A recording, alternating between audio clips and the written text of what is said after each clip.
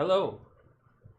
Welcome back to the Awakening Tapes, the podcast where we explore the mysteries of the consciousness, spirituality, and the unseen focuses that shape the world. So, today we have a special guest. I'm trying to pull her up. Trying to figure this out. How do I do this? Okay.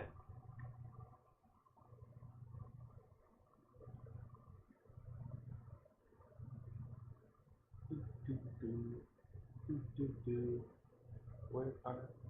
I might have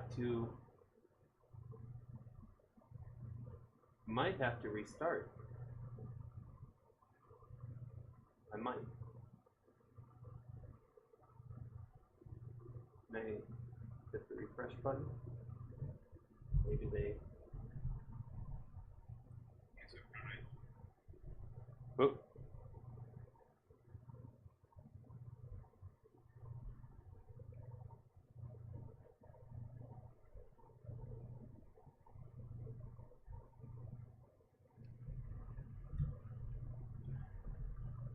Sorry, they asked if I wanted to do this next week.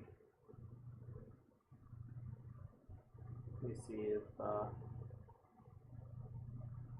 Hello, Jess.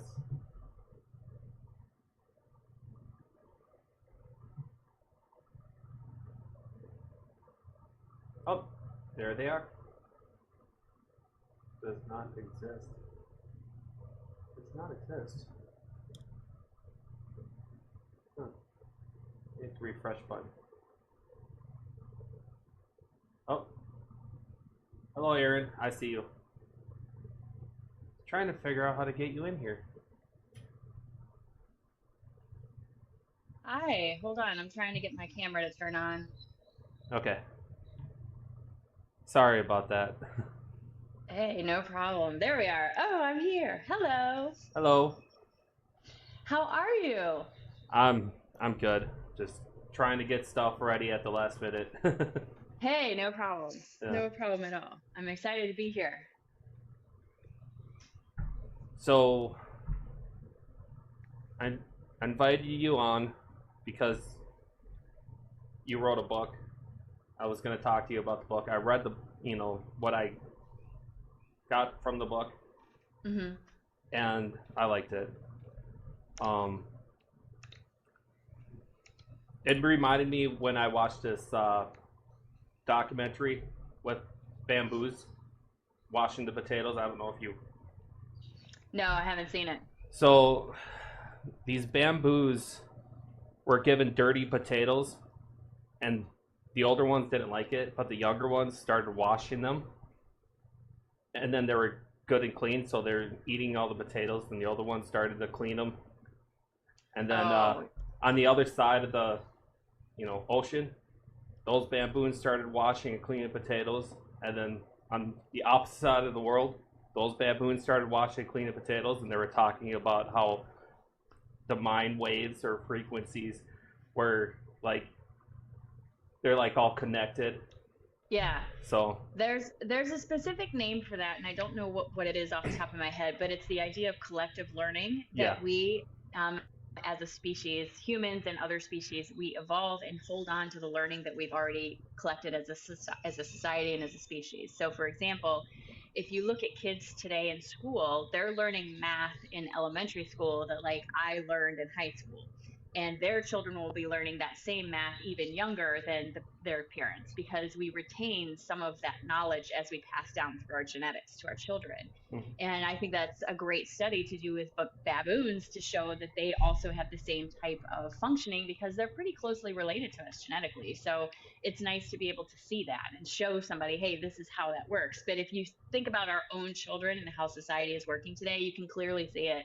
I mean, my own children, I have an 18-year-old and a 22-year-old, and the math that my 18-year-old is doing is the math I was doing in college in my master's program, and he's still in high school. So it's that type of development, growth, and building upon base knowledge. And I feel like spiritually, if we can do that, then we can pass that on to our children as well. Like I made a video I don't know, a couple days ago or a week ago, where I was talking about how I've noticed this. Like my mom didn't awaken until she was well into her 60s, and she's still kind of going through this and not really into it. And then I was awakened in my 40s. My daughter was awakened in her 20s. And then I have a great niece who's only 7, and she's very awake. She's very much communicating with something. And it just gets younger and younger and younger because we are bringing that forward for them as the older generation that's awakened. Yeah, I see that happening right now. That's Yeah. it's pretty cool. And I think another thing, sorry, I don't mean to interrupt you. I No, think it's another okay. thing that's important to talk about is the kids that are being born today that are being labeled autistic or weird or whatever because Yeah. they don't like the loud noises and sounds. My theory on that is that's very purposeful. We as a society have gotten very loud and very into the loud noise and blinking lights and big bangs and all this stuff. And as a society, because we're so focused out there, we miss everything in here. So these young children come forward and they can't tolerate the loud noise and the loud lights and everything. So, as parents, to make them comfortable, we turn it down. And in return, we are helping ourselves to sort of settle into the environment around us.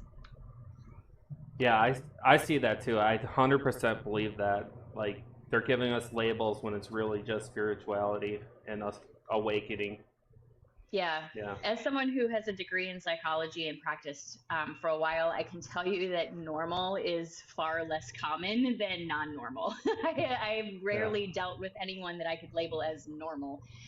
For me, normal is a label people gave that was created to give a sense of control. I can't recall who it was that said it. It was Henry Ford or someone like that when they were making the Department of Education. He's very famously quoted as saying, I don't want a nation of thinkers, I want a nation of workers. And so our education system was designed to teach us rules, follow the rules, do what you're told, don't question, just stay with your head down. And that's how we created the society we have. But that's no longer helping us because now we've reached a point where we need to think for ourselves. We need to see beyond the greediness and the monetary and world life that we've kind of created for ourselves. And that's hard to do when you're sort of stuck in that paradigm. And that's where the really hard work comes in for a lot of people, is recognizing that you don't have to do that. You don't have to, but it's hard to step outside of it, you know? Yeah, I completely agree. Um, I'm recently just stepping outside of that paradigm myself, trying to It's figure it not out. easy. It's not. Especially because anytime you do something that is considered against the grain in society, everyone who's already going with the grain is going to see you as a deviant, right? You're wrong in some way, but that's only because you are reflecting to them an uncomfortableness where they are. Yeah. Someone else's attention to and reaction to you almost never has anything to do with us and has everything to do with them and where they are. And that's hard to learn. And when you're going through a spiritual awakening, one of the biggest parts is something I call compression. And that comes as a result of realizing that your whole life you've been taught to ask everyone outside of you. Ask your mom, ask your dad, ask your doctor, ask the Mhm. police, ask your teacher. And now you've suddenly realized, well, I need to ask myself some of these questions. And so we go through a phase called compression where we sort of turn inward like this, and everything outside of us gets pushed away. We lose friends, we lose activities we used to like. A lot of people's their diets change. I mean, I became a vegetarian overnight, and not because I was trying to save the animals, but because I noticed that when I ate meat, I did not feel good. And so I stopped eating that, and I stopped going out, and I stopped going to bars. And it was a very natural progression, but it has led to a place where I'm really comfortable in my peace. Mhm. And I think where a lot of people get stuck is that in between where you're trying to figure out where you belong. It's easier to acquiesce and just be what everybody else wants you to be. It's hard to stand still and say, no, this is who I am, and I'm not going to change that because you don't like it. That's very, very hard. And we've all been taught that that's not the right way, that we should change ourselves, that we should conform. And that's just not how it is. Yeah. The having the boxes and the labels definitely does make people feel comfortable. It So, does. And for human society, pattern recognition has been a point of survival for us. When we lived in the jungle, you had to be able to tell when there was a leopard about to jump on you. But in modern society, pattern recognition tends to be more detrimental than helpful because we project a pattern from the past onto future behavior rather than allowing the change to happen. If you've been in a car accident and you have in your head, I'm going to be in another car accident, you won't get in the car. And that's part of that training. Yeah. It's learning to say, okay, just because that happened once doesn't mean it will happen again. And I can get up and do that. Yeah. Um, that sort of thinking always brings up um, what I like to call manifestation, or Yeah. like you're thinking that you're going to get in another car accident. That's like a self-proclaimed prophecy that you're creating. Kind of like when people kind of think that their partner is going to cheat on them, and then they Yes. treat them like they, you know, Right. and then it Yes. happens. So Yes, I think it's really important to remember that law of attraction is 100% neutral. It doesn't yeah, care. It's not positive or negative. It just cares on how you feel. So if you, like to your point, if you walk around all day telling yourself, I'm having a bad day, I'm having a bad day, you will continue to get reflections of a reason to feel like you are having a bad day. That's why it's so important first thing in the morning. You don't, when you stub your toe, you don't go, oh my God, I'm going to have a terrible day, because you've literally just said, okay, this is what I want. And law of attraction says, great, here it is. yeah, A perfect example of that is when you get a new car. I don't know if you've ever bought a new car, but if you get a new car and you're driving home and suddenly there's 20 different versions of that car on the road that you've never seen. But it's because you're sitting in something that brings you joy. And so law of attraction is saying, here's another one, here's another one, here's another one. That's how law of attraction works. It is 100% neutral. It is only dependent on how you feel, not what you say, but how you feel. So you can say everything is fine and feel like everything is crap, and you're going to draw reflections to you of why everything is crap. That's why it's important for you to feel and say the same things. You have to line yourself up. Alignment is not about going to get anything, it's about getting out of the way so it can get to you. yeah. So it's pretty much like what you put in your book that I was looking at. Uh, like you get up and you start your meditation. You do that affirmations and the gratitudes, right? Yes. Yeah. Like set your intentions. I do. Yeah. And that's part of why on my video every single day, I don't say today is going to be a great day. I say today is a great day, because I want to keep it in the present. You don't want to project it out there. It's happening now. So why put it out there? So you want to talk about your book? I haven't even mentioned what the title of it was. Sure. So I have two different books. One is called The Soul Quest. That is a self-guided life coaching program. It's my life coaching program that takes 10 months to do, or 10 weeks to do. It's 10 sessions, compressed down into a book that you can do yourself. My second book is called Professor Brown Breaks Down the Woo World, and that has not been published yet, but it's being released a chapter at a time on my Patreon account. And I'm going to have a class called Professor Brown Breaks Down the Woo World, where we will meet once a month and discuss the topics together. I have discussion posts and supplemental material. It covers over 45 different subjects on metaphysics, and it comes from as neutral of a point as possible, giving you both the scientific and the spiritual meaning for things as much as I possibly can, because I have found that sometimes it's easier to understand something if it's given to you in a paradigm you already know, right? Yeah. So trying to explain it to you in Greek is not going to work, but if I can explain it to you in English, that helps. So both of those books are there. My Patreon account is really where I tell people to go, because it's only $5 a month, and you get access to this ever-growing library of downloadable PDF documents about different topics like law of attraction, manifestation. What does manifestation actually mean as far as the D's, like 3D, 4D, 5D? What is spirituality and ALI look like? What does simulation theory look like? All of those are covered in that book.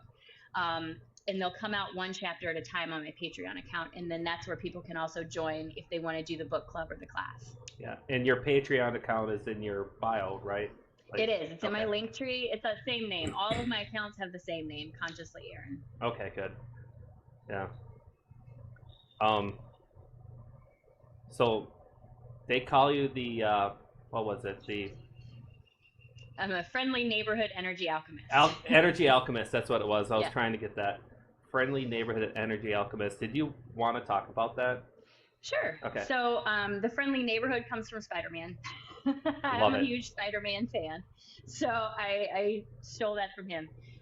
Energy alchemy, that comes from the old school way of transforming lead into gold, taking something dense and transforming it into something more useful or valuable. Energetically, what that means is working with densities in your energy, feelings of lack, feelings of limitation, self-worth, all these things, and helping you transform them into something better that helps you feel better about yourself. When I first started out, I was doing a lot of Reiki with people, and so that's kind of where it came from. But through my growth, I've discovered that Reiki is not the only way to do that. It's just one way. I tend to work mostly through what's called inspirational conversation or mindful conversation because I am a channel. So I work best through conversation. And my private sessions are, I tell people, bring as many questions as you can think of to the session. We're going to talk about everything. And once we get going, I sort of lock into my channel and it's just a free flow of information that comes forward. Then the person that I'm talking to takes that information and can implement those changes into their life and sort of see the transformation of that dense energy into something lighter for themselves. That's pretty cool.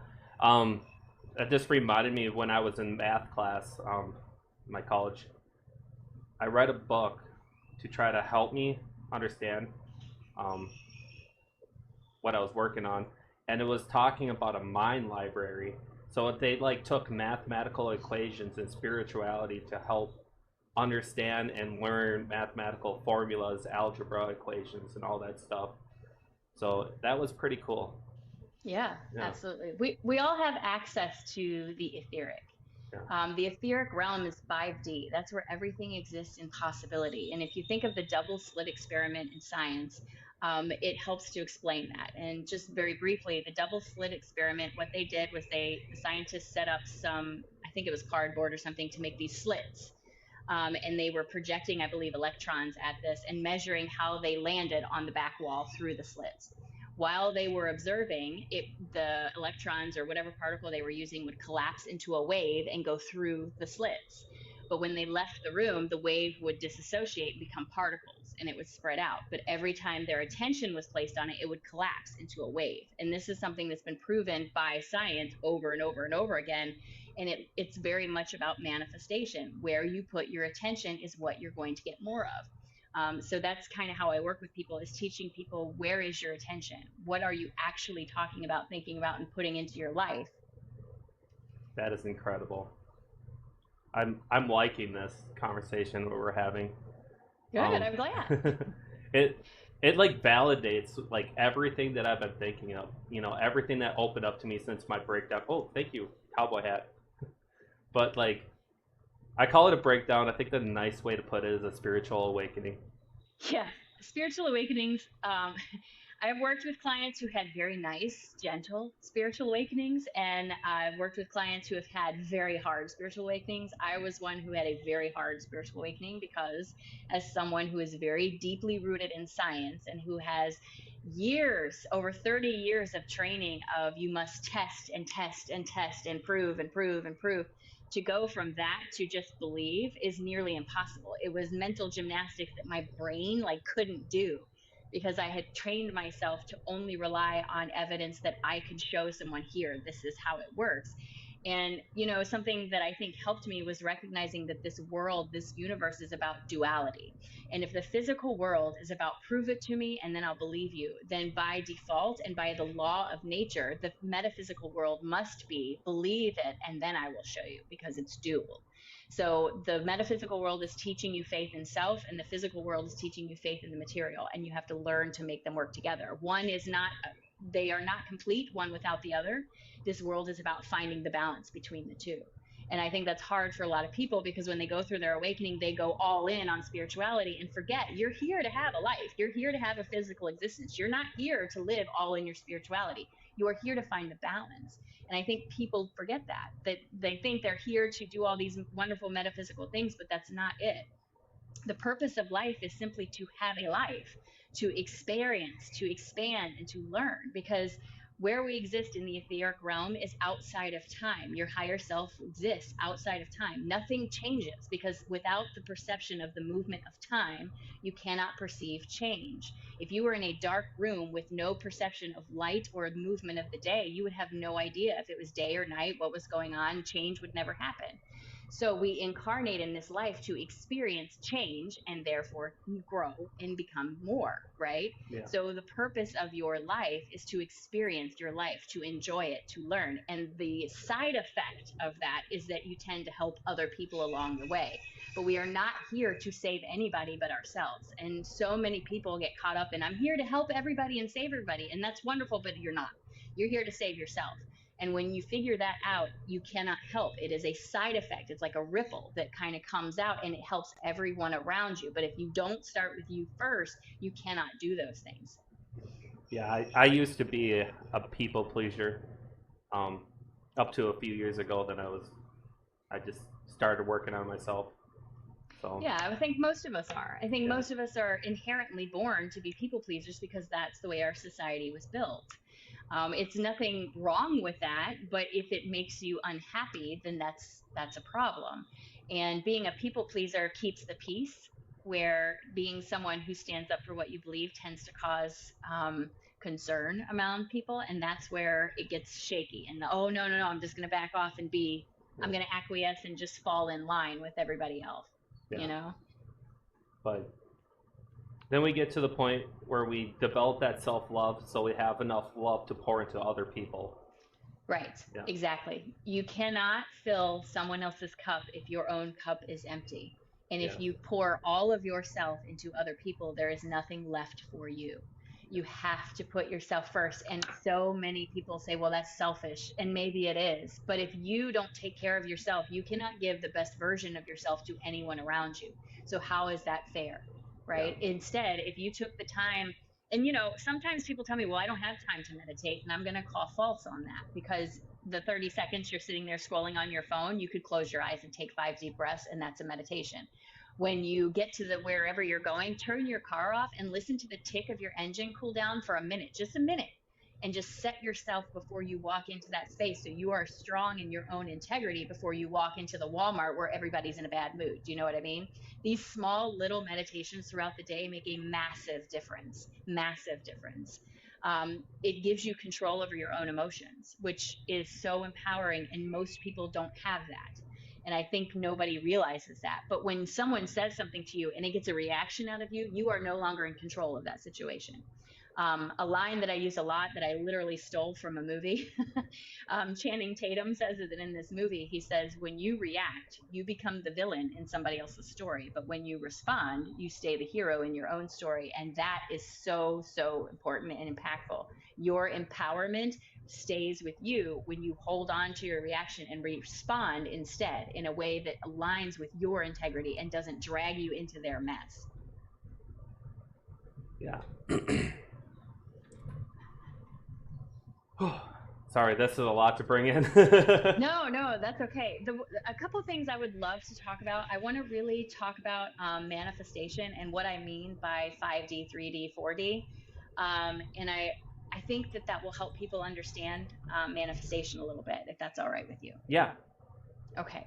So we have the 3D, the 4D, and the 5D. These are the dimensions we're most familiar with. 3D, you can see it, touch it, taste it, hold it, right? It's hmm, physical, tangible.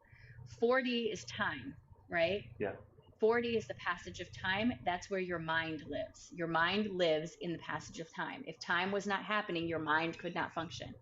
5D is the etheric realm where all possibility exists. It's an open field where everything is there, right? So when you're talking about manifestation, it starts in the 5D up here as a particle of an idea. You start paying attention to an idea, an inspiration that you receive in meditation. Like you're in meditation and you start thinking about, you get the idea, I should go for a hike on Sunday. So all of a sudden you start paying attention to the idea of going on a hike on Sunday. So that possibility in the etheric field starts to collapse into more of a wave function and make its way down into your mind, 4D, right? yeah, When it's in your mind, you start to process, you think about, you plan, you put things in motion to move it there. So now you've brought it down from 5D into 4D.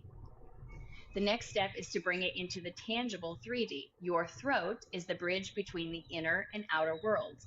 This is where the action happens. So now that you've thought about it, processed it, and planned it, now you start talking about it, taking action for it. And this brings it into the tangible world. So that's how you bring down a manifestation. through that process of bringing it down, sometimes it has to change into something different than what you originally thought it was.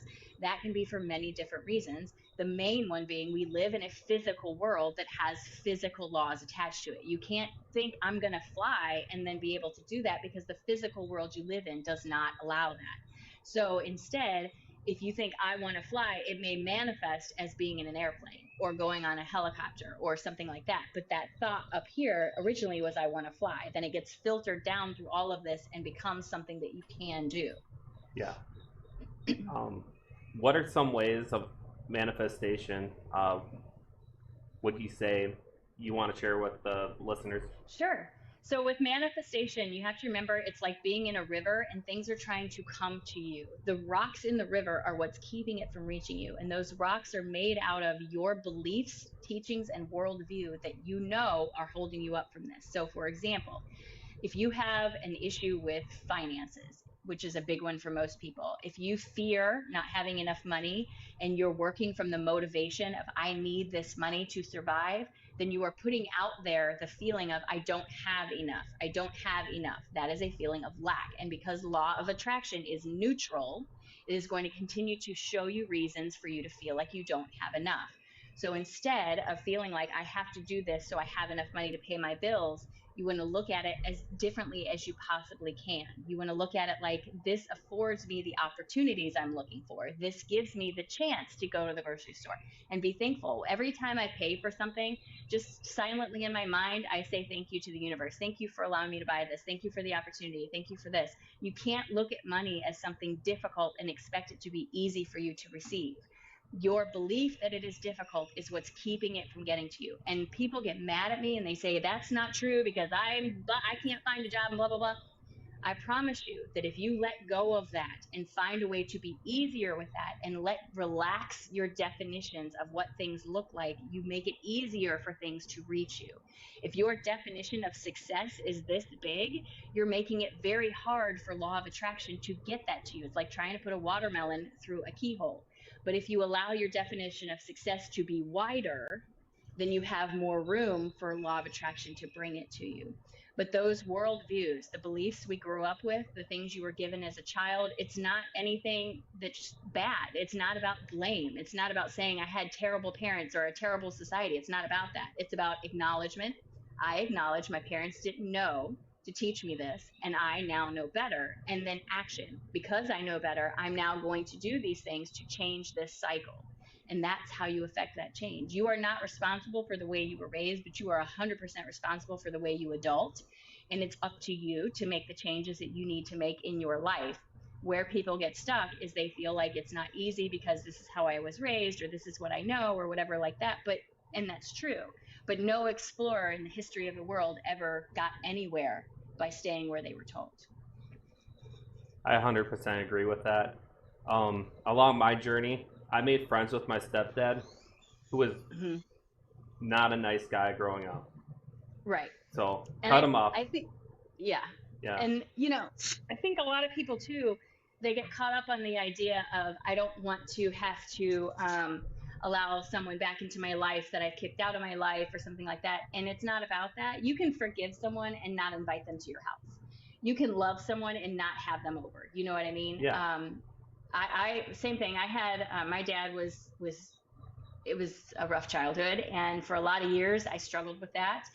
But through my awakening experience, I came to terms with the idea that he did what he knew. He just perpetrated what he was taught. And it's up to me to make the change that I don't perpetrate that same thing on my own children moving forward. Yeah. And so I made changes in my life to reflect that. And that doesn't mean I can't have a relationship with my dad, but I had very strong boundaries with him.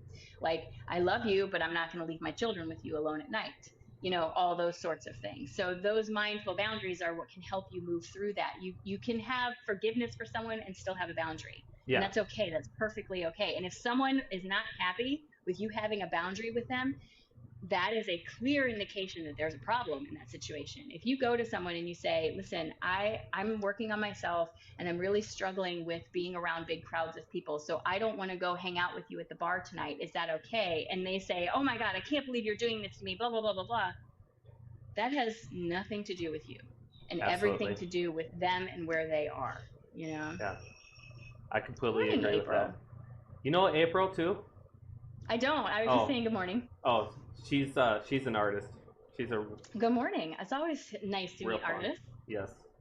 Um, yeah, with manifestation, I when I was changing, like I changed a lot about myself, and then I contacted my dad recently after not talking to him for about 5 years. All of a sudden, without even speaking to him, he knew about my death experience.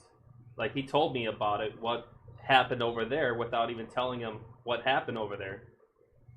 So, and then he's on his own journey. So, Yeah. Everybody, you know, everybody is on their own journey, and I think it can be hard because we want to help people, yeah, but you can't help someone who's willfully choosing ignorance. yeah, And it one of the hardest things I find with my clients is to be okay with that. If you have a family member or a spouse, like my husband, for example, is not spiritually into any of this. He is a construction worker. He's very pragmatic. He's very, you know, and so this is not something he understands. It used to really bother me that when I would try to talk to him about it, because I want him to wake up, I want him to be part of this wonderful experience, he would be resistant. And what I realized is the harder I pushed, the more he pushed back. So I stopped talking about it. I just stopped talking about it.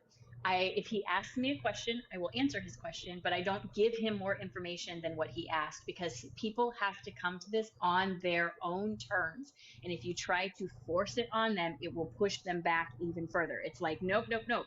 And one of my greatest examples of this is think about organized religion and think about how they try to push it on people. You have to conform, you have to do this. hmm, And they get a lot of resistance from that. And this is not a statement about religion at all.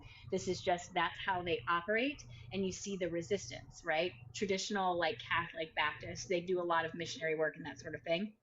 Those missionaries sometimes are murdered or beat up because they send them into these places where they don't belong.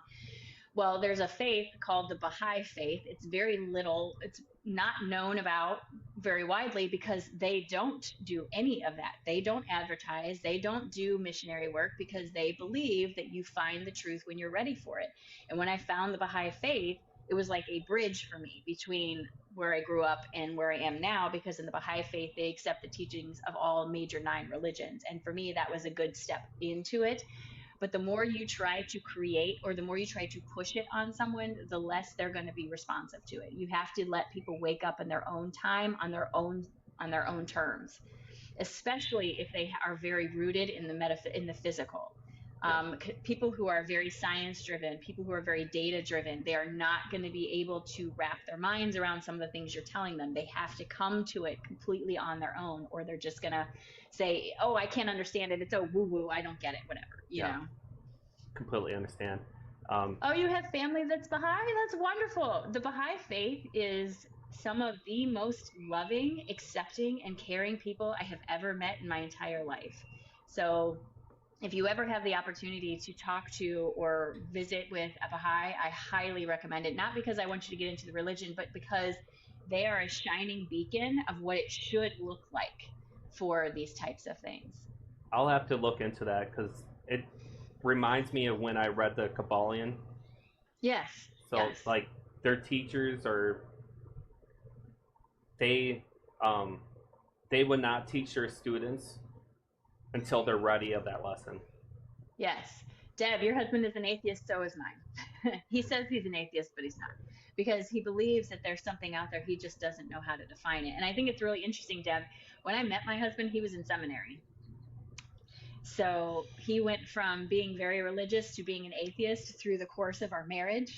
It's been very interesting to watch, you know.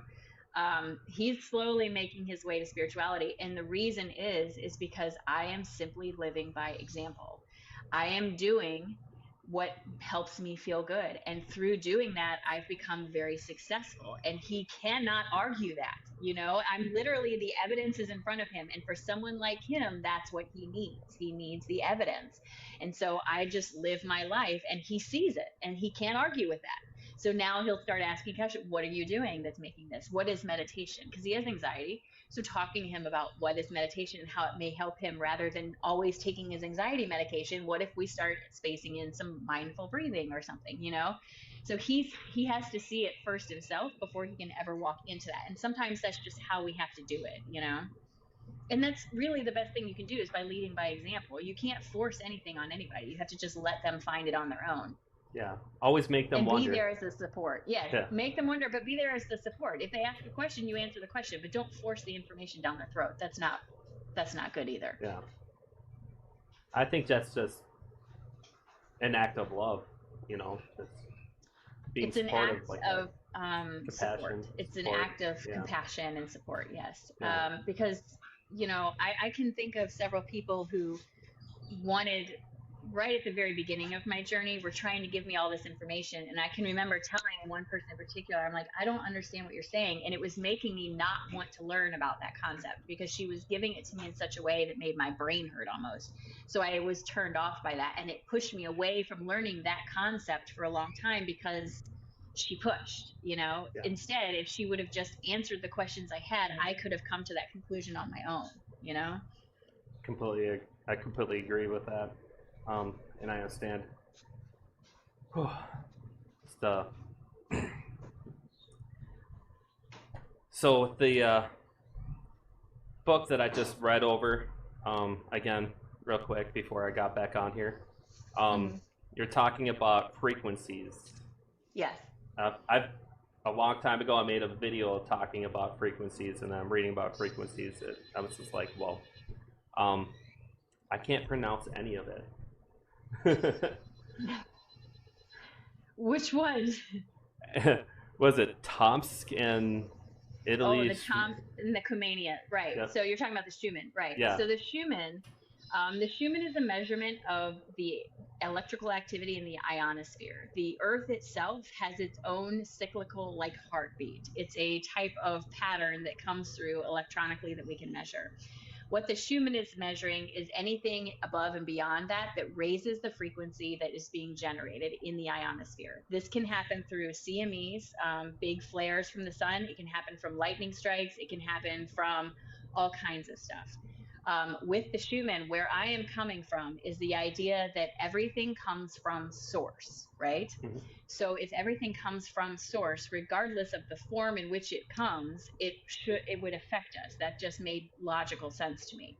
We are also energetic beings. Our hearts and our brains run on electrical activity, right?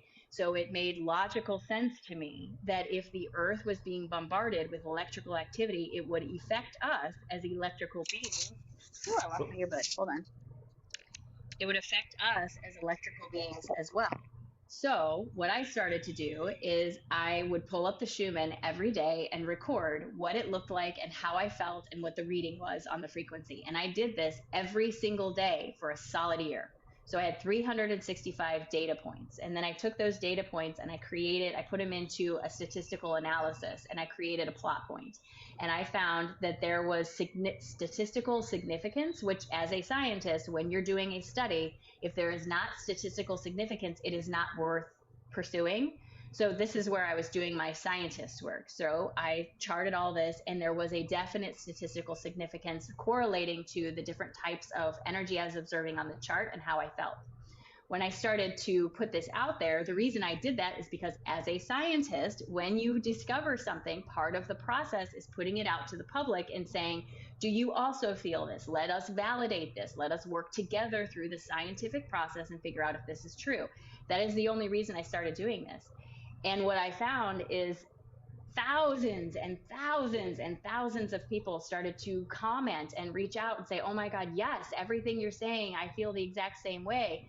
You know, on this day, these days, I feel the same. So I kept keeping track. And now I offer that every day because I want people to understand you're not alone.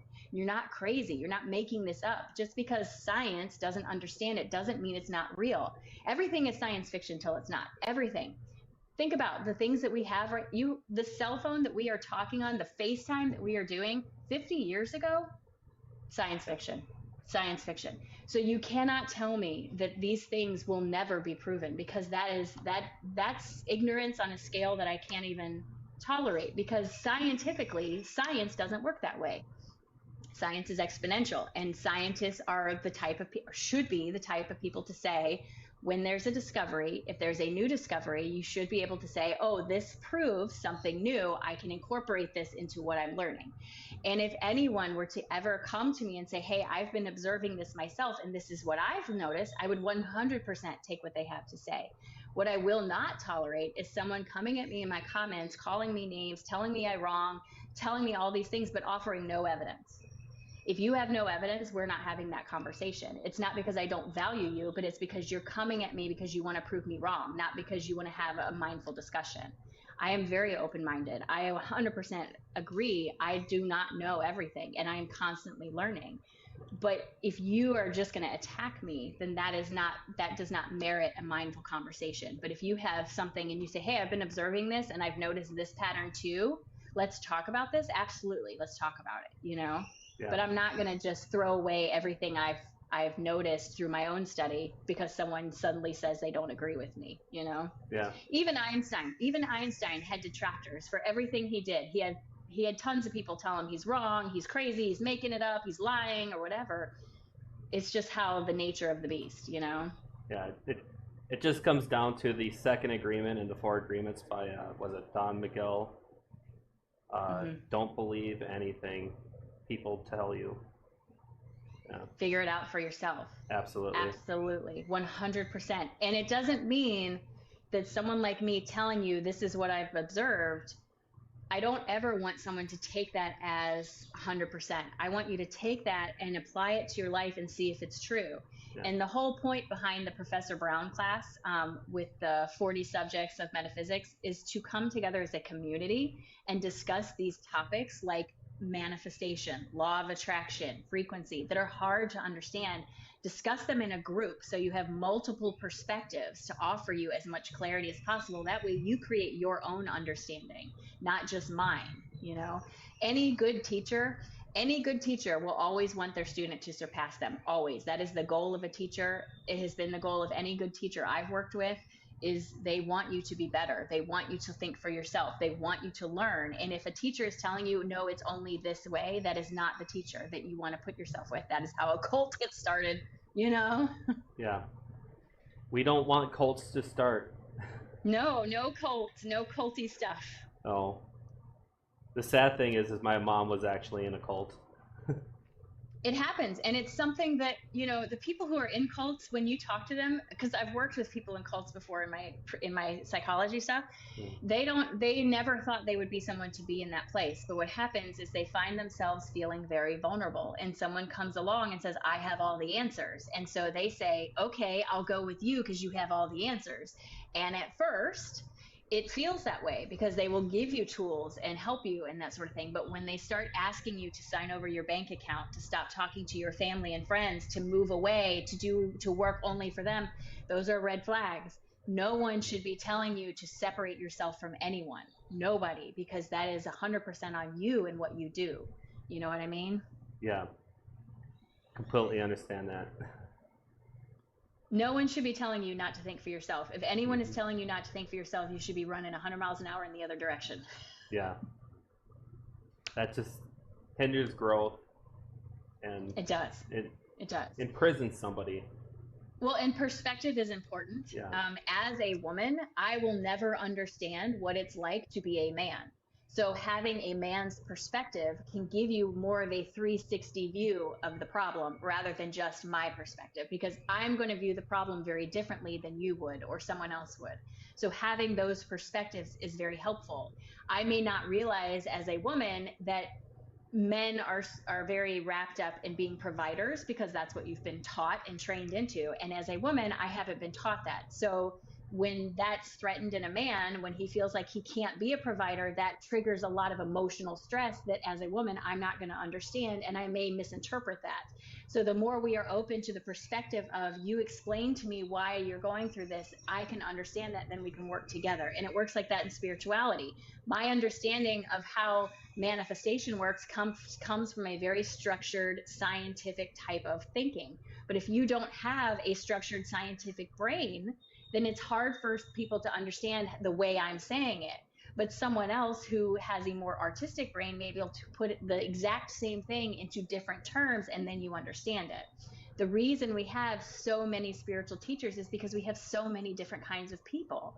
Most spiritual teachers are all saying basically the same thing. It's just the way in which it's delivered is Yeah. different, because I can't, the best example I can give you is when I first went through my awakening, one of the biggest authors I wanted to read was Eckhart Tolle, because everybody told me, this is the master, you have to read him. So I bought like 3 or 4 of his books, and I tried really hard to read his books. But for me, trying to read his books was like trying to read a bowl of spaghetti, because I have a very logical, science based mind, and he is very etheric in the way he speaks. I had to find a teacher who spoke in scientific terms. So Dr. David Morehouse is who I found, and he explained law of attraction, manifestation in terms of science, and it clicked like that for me. So it's not that they were saying different things, they were just explaining it in different ways. Yeah. I just saw the comment, reading spaghetti is my talent. I'm glad, because That's, I couldn't, even to this day, if I tried to sit down and read Eckhart Tolle, I really can't. He's not someone who explains things in a way that I can understand. And that doesn't mean he's a bad teacher at all. It just means the words he uses and the phrases and the vernacular that he has is not something I am that familiar with. So I need logic when things are explained to me. You can't just say it just appears. That doesn't work for me. That's why I've never been a fan of magic, because I always want to figure out how it works, yeah. And that's how manifestation and spirituality is there are it does work for a reason, but not everybody's interested in the reason. They just want it to work. Yeah. But I am a big believer that if you can understand why something's happening, you will more easily be able to integrate it. That's how I was able to get a really good grade in math, is because I read a quote or something about, if you figure out how it works or why it works, you'll understand it. Yes. Well, adult learners. My master's degree is in healthcare education, and I learned how to write curriculums. And what I learned is that adults learn better when they understand why they're doing what they're doing. Children learn better when they're told what to do, because your brain is not fully formed. But when you're an adult, you know your brain is formed. Adults learn better when they understand why I'm doing this. If you tell someone, go paint this house, most people are going to be like, why? Right? But if you say, I need you to paint this house because I'm going to sell it, oh, okay, then Yeah. they know. And it works the same way with learning concepts. If you understand why you're learning this concept, you understand that you're learning how frequency works so that you can leverage law of attraction. That helps it make it easier to learn that. You know what I mean? Yeah. I know it's Sorry. been a lot. It So is. It's I'm gonna do like, do you have any other like last minute questions? Because I kind of have to go in a few minutes, so I just want to make sure I answer as much as I can. I literally just went with all the scientific research and stuff. I love it, but I'm also like this artsy kind of guy. Right. And So that's what I mean. So for the yeah. style of teaching that I have, I tend to work with people who need the nuts and bolts of stuff. They need Mhm. the people who took the toaster apart to figure out how it got the bread toasted. Yeah. Those tend to be the type of people who resonate with the type of teaching I have, because I'm very grounded in science the way I teach. Yeah. But it's not for everybody, for sure. I understand that. So I don't have any more questions. I wrote some down, but I think we went over them. So Great. Well, if anyone is looking for me, they can find me on TikTok, Instagram, YouTube, and I have a Patreon account. I make my Schumann report every single morning, 365 days a year, unless it's Christmas Day. I didn't make it Christmas morning. But even on vacation, I make my videos because I feel like it's important. All of my books, everything is on my Patreon, and you can find the classes there. The Professor Brown class is starting at the end of March, so if you're interested in that, make sure you check it out. It's a great place to meet people who are going through the same thing you're going through. It's a great place to get downloadable PDFs with information just written out for you. I've sent a couple to you so you see how they work. yeah. They're in bite-sized nuggets. I don't want to overwhelm anybody. So when you download a chapter on manifestation, the whole chapter is just on manifestation. It's not on everything else. It's just that. Because for me, one of the most frustrating things in the beginning of my awakening is I would want to learn about manifestation.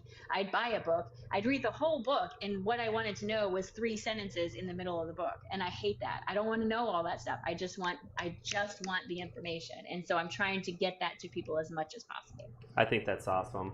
And being somebody that just read, that part, I understood and I was comfortable with it. It wasn't like info dumping. It was like I took it in, and then I reflected on it. It was good. Yeah, and that's perfect. That's exactly what I want people to do, is to just allow it to soak in and then apply it to your life in the way that works for you. It doesn't have to look the same as it does for me. It doesn't matter as long as it works for you. Yeah.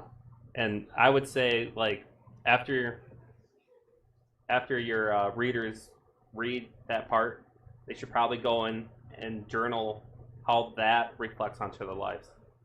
Yes, absolutely. And that's part of the hey, Chastity, I'm going to be going live in a few minutes too.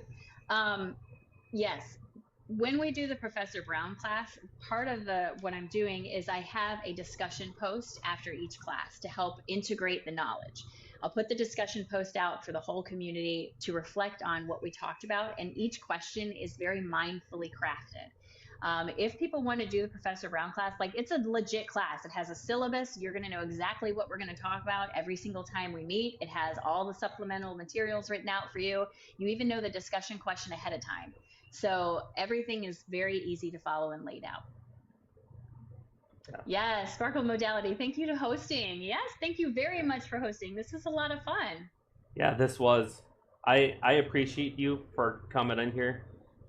Like, I just started this podcast, and then you like, hey, it was Yeah, great. and listen, I want to get as much knowledge as possible out there. I know a lot of people in this community that do a lot of things. I know people who do emotion code healing, who do Reiki, who are mediums. So whoever you want to talk to, I'm happy to refer you to other people too. Yeah, I'm trying to get people to that knowledge, to the people, just Yeah. build a network so that education, that info, that resources, where people can go to find their authenticity. Yes. That's great to me. It's important. Yeah. It's very important. All right. Well, thank you so much for having me on. I really, really appreciate it. It was a lot of fun. And I hope you get some sleep today. You know that I didn't sleep at all? Well, you told me you work overnight, so. Well, I'm kind of in a weird spot at work where they haven't been assigning me. So I was up door dashing. Oh, goodness. Yeah. Well, either way, I hope you get some sleep today. Yeah. Well, I will. And I hope to see you again sometime. Thank you for the opportunity to be here with you. Thank you for coming in. Trust me, I'll be in your lives here and there. So. All right. It'll be great to see you. Yep. All right. Well, have a wonderful afternoon. Yep. Thank you very much. Bye. Bye-bye. All right. That was a lot of fun. And I think that was a lot of info. And that was a lot of fun. So I think I'm going to close this live.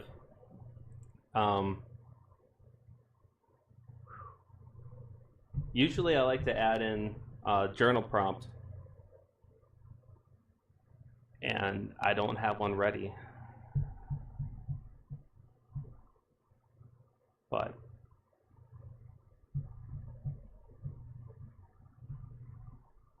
does anybody have any questions, or I'll go ahead and just do my closing comment that I usually say when I end my podcast. Okay, I don't see anything. All right, well, I thank you all for coming in here. I appreciate you all. And I also want to thank Professor Aaron Brown for coming in here. That blew my mind.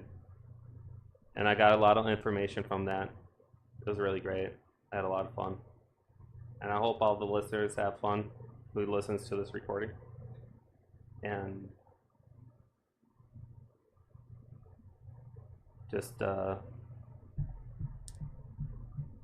think of my next episode, I'll make sure I'll have a journal prompt in there. So look forward to that. Until next time, keep exploring, keep questioning, and keep awakening. Have a good day, you guys.